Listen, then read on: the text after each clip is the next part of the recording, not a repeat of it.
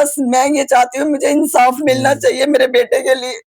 जिसने भी उसके साथ में किया है, मेरे को इंसाफ मिलना चाहिए मेरे लाल के लिए।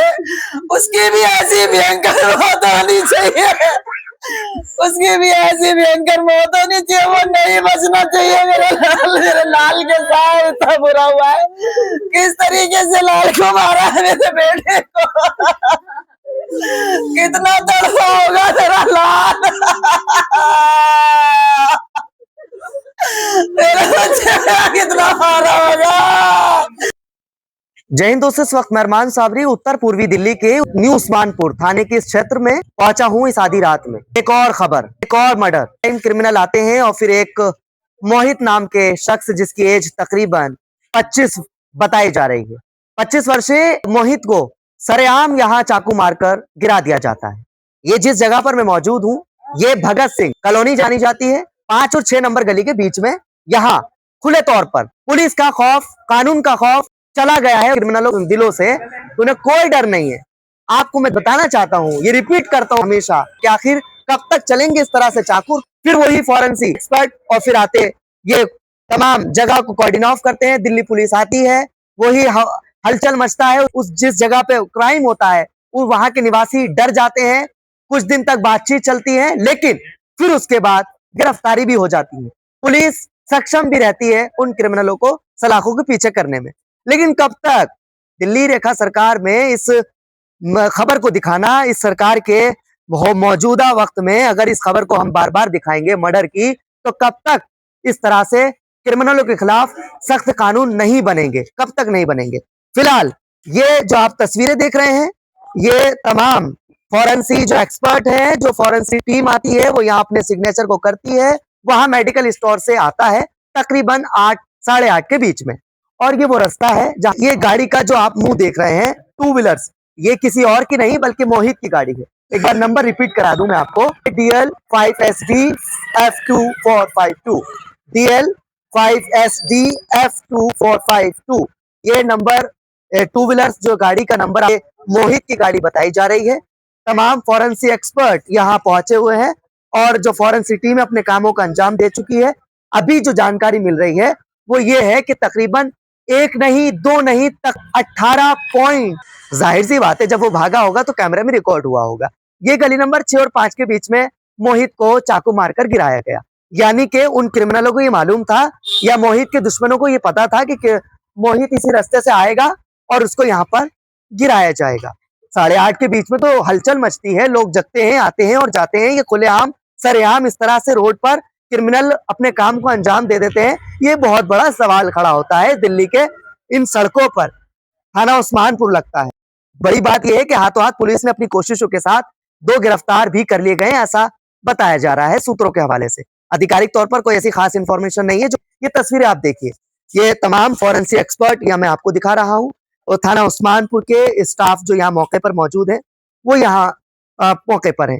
ये जांच का विषय है। तमाम अपने जो फॉरेंसिक टीम है ये यहाँ अपने काम को अंजाम दे रही है। ये तलाश कर रही है कि आखिर कहाँ और किस तरह से चाकू मारा गया, मोहित को गिराया गया। और ये पहली बार नहीं है। कभी रात के 2 बजते हैं, कभी 3 बजते हैं, कभी दिन के दिन दिहाड़े चाकू पड़ते हैं, कभी गोलियां चलती हैं और इसी तरह से फॉरेंसिक एक्सपर्ट आते हैं। थाना जो लगता है वो थाने के स्टाफ आता है, थाना अध्यक्ष महोदय होते हैं, वो भी पहुंचते हैं। लेकिन पहुंचते रहेंगे, क्राइम होता रहेगा। दिल्ली में क्राइम कब रुकेगा, ये बड़ा सवाल है। परिवार से बात करने की पूरी कोशिश करेंगे। चलिए हमारे साथ मिलते हैं उसके परिवार से, जानते हैं कुछ खास। बहुत बड़ा न्यू उस्मानपुर थाने के क्षेत्र में, वहां से खबर दिखा करके यहाँ पहुंचा हूँ उनके घर पर। बड़ी सिस्टर है मोहित की और उनकी माता है और ये पूरा परिवार अभी इस वक्त में गम में बैठा है। मेरा नाम पुष्पा है। पुष्पा जी, मैं मोहित की मम्मी हूँ। मुझे कुछ नहीं पता।